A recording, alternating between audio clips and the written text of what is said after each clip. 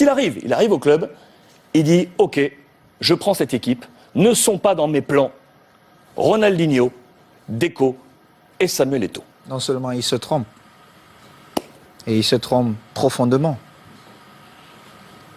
Mais déjà, bon, vous connaissez ce business de la presse, les télévisions, il y a souvent des enfants qui sont beaux, d'autres qui le sont moins. Et moi, j'ai toujours été l'enfant qui était moins beau. Et c'était mon rôle, mais seulement j'avais un rôle très important dans le vestiaire où je pouvais tout dire à n'importe qui en le regardant dans les yeux.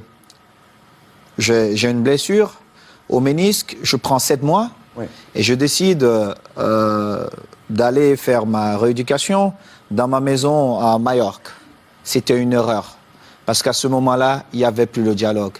Et quand vous avez un vestiaire comme celui du Barça avec des grands joueurs qui ne peuvent pas se parler, il y a un souci. Parce que la force du Barça, c'est que c'était un groupe de jeunes qui aimaient s'amuser ensemble.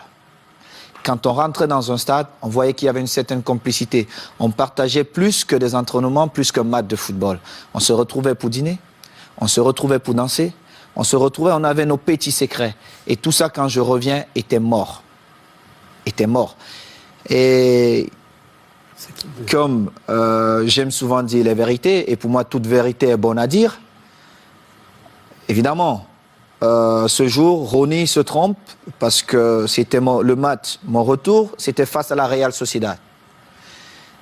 Franck, qui me prend avant le match, il me dit « Est-ce que tu veux commencer ou tu vas attendre ?» Je lui ai dit « Franck, je préfère jouer les dernières 20 minutes en espérant que le Barça sera en train de gagner 3-0, voire 4. C'est plus facile pour quelqu'un qui a fait 7 mois sans jouer. » Mais malheureusement, ce n'était pas ça. Franck fait 3 remplacements et je suis toujours à l'échauffement. Et à un moment donné, je reviens vers le banc de touche et j'ai dit à Eusebio, on a fait 3 remplacements dont je vais aller m'asseoir. Simple. Moi, je n'étais pas fâché. Je reviens, c'est mon premier match. Je savais que j'allais jouer. À n'importe quel moment, je devais jouer.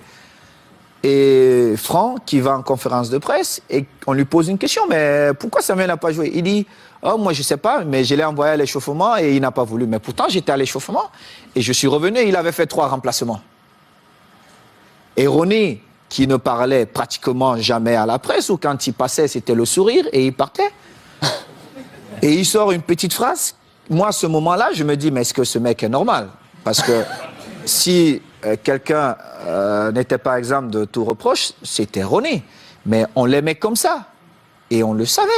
Mais moi, quand je parle souvent à Eden Hazard, je prends l'exemple sur Ronny. Je lui dis, Ronaldinho était le meilleur joueur au monde ou le meilleur joueur de tous les temps. Parce qu'il était incroyablement fort. Mais seulement un joueur qui ne s'entraîne pas tous les jours, au bout d'un moment donné, ça paye cash. Ça paye. Tu peux être Ronaldinho, tu peux être Messi. Si tu ne t'entraînes pas, monsieur Eden Hazard, au bout de 2 ans, on t'oublie. Et le football va tellement vite qu'il y aura un autre gamin qui va naître qui sera encore plus fort. Et c'était ça. Et quand Ronny le dit, moi j'attends le lendemain, personne ne s'excuse. 2 jours après, personne ne s'excuse. J'ai dit, mais ils ne sont pas bien dans leur tête, eux. Et alors là, je monte au créneau et j'essaie de remettre de l'ordre. Mais seulement, comme j'étais le fils mal aimé de la presse, on a tout mis sur moi. Mais ils ont oublié de dire, en 2006, Ludovic Giuli est souvent là avec vous. Franck n'a pas parlé au vestiaire pendant la mi-temps, quand on perdait face à Arsenal. C'est moi qui ai tenu le discours. Moi, j'ai parlé. J'ai dit ce que je pensais à chacun d'eux. Quand on est revenu, on a vu un autre Barça. On a gagné ce trophée. Moi, je m'en fous. Le plus important pour nous, c'était de gagner. Et il était inconcevable de voir un groupe de jeunes gamins avec autant de talent perdre match face à Arsenal. C'était inconcevable. Et du coup, comment vous avez pris ce message quelques semaines plus tard, lorsque Guardiola qui arrive dit « Moi, Eto'o, Deco, Ronaldinho, c'est dehors ». Mais j'ai d'abord rappelé à Guardiola qu'il n'a jamais été un grand joueur. Il était un bon joueur. Et c'est vrai.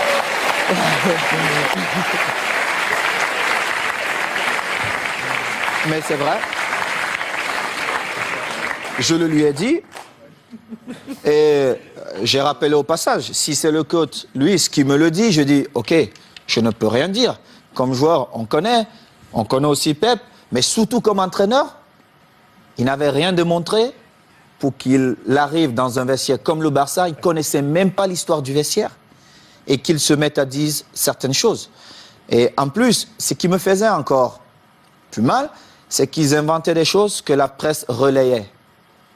J'ai eu cette discussion avec lui et j'ai eu une très très belle offre pour aller jouer 6 mois en Ouzbékistan où on me payait 26 millions de dollars.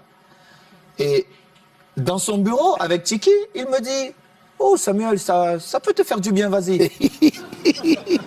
Et je lui ai dit « Celui qui va te faire gagner, c'est Eto'o. Mais tu viendras me demander pardon. » Et je suis resté à ma place. J'ai continué à m'entraîner, nous sommes allés aux États-Unis et nous étions à Houston, dans le vestiaire. Il dit avant le match, ok, nous allons changer de dossard.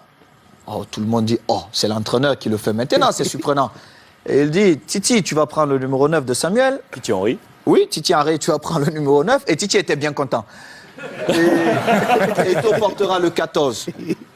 Tout le monde était surpris. Et c'était un manque de respect total. Et je ne pouvais pas l'admettre. Parce que j'avais quand même écrit une belle histoire, même si elle devait s'arrêter là, au Barça. J'avais beaucoup fait pour le club. Que ce soit dans les stades, mais surtout en dehors du stade. En dehors du stade. J'ai toujours été là pour tous mes coéquipiers, pour tous les clubs. Vous êtes resté 1 an avec Pep. Je vais vous dire. Alors, il joue, je suis au banc de touche. Quelques jours plus tard, on joue contre une équipe de Mexico, Chivas. Chivas. Et il a le malheur de me donner 20 minutes. Et je crois qu'il pouvait se tirer une balle dans la tête. Et les 20 minutes, je marque 3 buts. On revient à New York contre Red Bull. Bon, il se dit, bon, voilà. Il me renvoie dedans. Je marque encore 3 buts. Il était obligé de convoquer une réunion. Mais comme il n'a jamais eu le courage de me dire les choses en face, il est passé par mes coéquipiers. J'étais en train de dîner. Et le délégué vient, Carlos Nava, il me dit, viens, j'ai une surprise pour toi. Moi, j'étais pressé. Je me disais peut-être c'est Beyoncé qui m'attendait.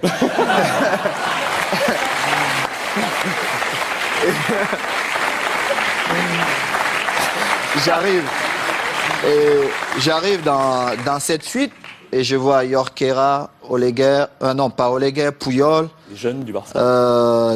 Léo, André, Xavi et surtout Victor, qui est l'un de mes meilleurs amis. Et Victor Valdés. Victor Valdés. Et je vois Pep qui est au fond. Et mon visage change. Parce que j'étais très agressif quand je voyais Pep. Mon visage change.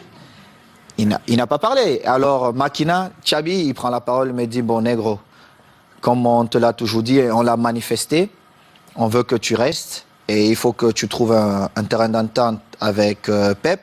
Et j'ai dit, moi, je ne parle pas à Pep. Il doit me présenter ses excuses parce qu'il m'a manqué le respect ouvertement à plusieurs reprises et je n'accepte pas ça. Moi, si vous ne me respectez pas, je ne vous respecte pas. C'est comme ça, la loi chez moi. J'ai souffert pour être là. Je respecte tout le monde, mais si vous ne me respectez pas, je ne vous respecte pas. Mais alors là, je fais le double, ou voire même le triple que ce que vous avez fait. Et Pep, il parle un peu en catalan, hein, tout ça, il trouve un peu des phrases difficiles. Et on commence la saison, j'ai parlé 2 fois à Pep. 2 fois. Une fois, c'est parce qu'il me demandait d'aller parler à Yaya Touré qui ne voulait rien savoir de lui. Et une autre fois, c'est parce qu'il voulait me donner des leçons. Comment un attaquant devait bouger. Je lui ai dit, mais Pep, tu as été milieu de terrain, tu n'as pas été un grand attaquant. Moi, je marque mes buts comment? Ce mouvement ne devait pas se faire comme ça.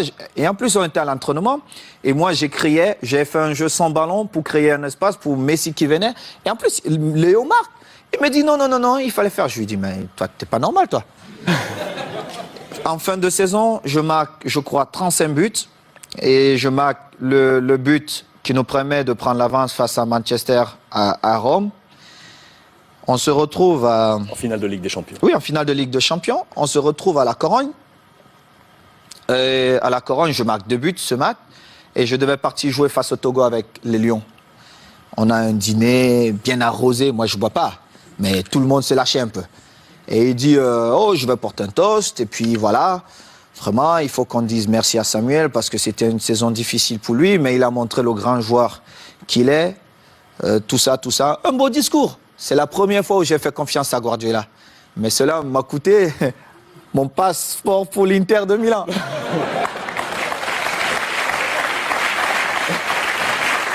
Et du coup, quand vous l'avez croisé ensuite à l'Inter, parce que vous l'avez croisé, on a une belle photo de vous en poignée de main. Regardez mon visage.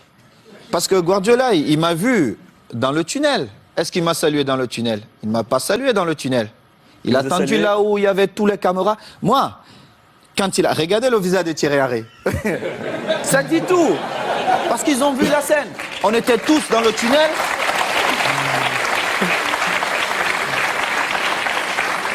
Regardez Léo Messi. Regardez le visage de Léo Messi. On était tous dans le tunnel. Il ne m'a pas salué. Il a attendu quand il y avait toutes les caméras pour venir me tendre la main. Évidemment, je ne pouvais pas refuser.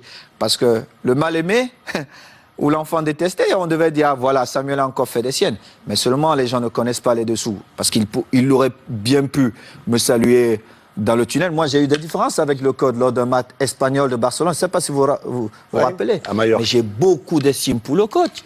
Le Louis, football, c'est ça. entraîneur de l'Espagnol. De l'Espagnol. Contre Majorque. Contre Majorque. Vous Oui, êtes c'était envoyé un difficile. petit peu. C'était difficile pour le code, mais moi, je devais défendre Majorque et j'ai fait mon boulot. Et c'était pareil. Donc, c'est une histoire comme ça. Mais bon, après, on s'est retrouvés, Pep et moi, on a fait la paix et je suis content. Mais la vraie histoire, c'est celle-là.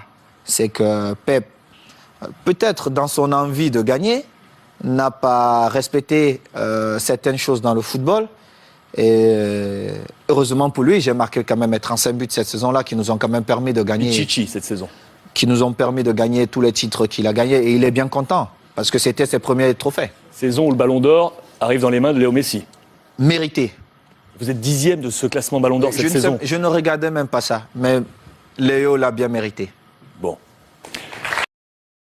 Parce qu'il faut travailler comme un noir, il faut faire 3 ou 4 fois ce que les autres font pour être reconnu. J'ai pas toujours été reconnu. J'aurais peut-être pu être Ballon d'Or européen 1 ou 2 fois, mais je ne l'ai pas été. Je ne réclame pas ça. Parce que le plus important pour moi, ce sont les titres collectifs et j'en ai gagné. Et je dis merci à tous mes coéquipiers. Mais vu que ces titres, ces trophées existent, j'aurais pu gagner ça. Je ne dis pas que parce que je suis noir, certainement pas. Je vois déjà le président Blatter ou Michel qui vont me regarder bizarrement. Mais j'aurais peut-être dû gagner ces trophées, comme d'autres d'ailleurs, comme des grands champions comme Maldini ou d'autres qui n'ont pas eu à gagner ça. Mais moi, ce qui m'a un peu offensé à un moment donné, c'était l'année où Cannavaro gagne. Et on dit, mais Samuel Eto'o a tout remporté, il a marqué beaucoup de buts, il a tout fait. Pourquoi il n'a pas gagné? Non, c'est que le mondial, l'année du mondial. Bon, ça veut dire, si je suis blessé toute la saison, je reviens au mondial, je marque 6 buts, je suis le meilleur joueur au monde. Pourtant, le meilleur joueur, c'est toute l'année. Alors, il y a certaines choses comme ça, on trouve des règles qui nous arrangent à certains moments. Et ça a été toujours comme ça, c'est l'histoire de ma vie. Et je suis africain, fier de l'être. Et quand je suis dans un stade de football, je veux pas seulement montrer que je suis un bon footballeur, je suis un Africain. Et il faut qu'on sache qu'il y a d'autres Africains qui sont peut-être encore meilleurs que moi. J'ai une pensée pour tous mes jeunes qui sont aujourd'hui à Barcelone et d'autres qui se retrouvent ailleurs. Et je reviens en arrière. Mardi, si je ne me trompe pas, je jouais face à Galatasaray. Et ça, je n'avais jamais vu ça ailleurs. Tout un stade qui acclamait un petit négro, Didier Drogba, qui reconnaissait la valeur d'un petit négro. Ça, je n'avais jamais vu ça. Moi, je suis reparti à Barcelone. Il me sifflait avec l'Inter. On me sifflait même à l'échauffement. Je me suis dit, mais c'est pas possible. Alors Sam, regardez. En Afrique du Sud, les Français sont revenus ici. Il y a eu ce problème où on a dit qu'il fallait que le président de la Fédération française démissionne. Et je crois le président à l'époque que j'ai eu le plaisir de rencontrer avait fait une certaine déclaration. Le président de la fédération avait démissionné, on ne sait pas comment, mais il n'était plus là. La FIFA ne s'est jamais mêlée. Chez nous, on passe de comité en comité, prolonger des mandats. Moi, la seule chose que je veux pour mon pays, c'est ce qu'il y a de bien. J'ai connu ce qu'il y a de bien et je me dis, si Dieu a voulu que je connaisse tout ça, d'autres peuvent connaître ça. Mais ce n'est pas dans la souffrance. Parce que moi, j'ai beaucoup souffert pour arriver là où je suis. J'ai accepté beaucoup de choses. Parfois, je souffrais en silence. Pourtant, j'avais raison. Et aujourd'hui, où je suis arrivé là où je suis, je me dis, on peut mieux s'organiser parce qu'on a gagné dans le désordre. Mais imaginez-vous, si on s'organise, qu'est-ce qu'on peut faire avec cette équipe? Parce qu'il y a énormément de talent. Vous avez vu contre la Tunisie, match de retour. Moi, à 17 ans, dans cette équipe, je n'avais jamais pris autant de plaisir. C'était incroyable. C'était incroyable de voir tous ces gamins jouer. C'était tellement beau. Et à la fin du match, je me suis retrouvé en train de... J'étais pasteur, joueur, entraîneur, comme on dit souvent, Beyoncé DJ, Beyoncé, mais chez nous, c'est un petit pays. Ok. Vous ne connaissez pas peut-être, mais c'est... La seule chose que je souhaite pour mon pays, c'est ce qu'il y a de meilleur. De meilleur. Et que ceux qui ont des capacités à être à certains postes, qu'ils soient là. Il ne faut pas qu'on prenne des gens parce qu'ils ont un certain intérêt ou qu'on dise parce que c'est l'Afrique. Et alors, ceux qui dirigent le football africain et le football mondial, qu'ils nous traitent avec moins de respect. Moi, je ne permets pas ça parce qu'avec d'autres nations de football, on ne fait jamais ça. Et je ne vois pas pourquoi on le ferait avec le Cameroun et pas mal de pays africains. On sera à vos côtés, Samuel.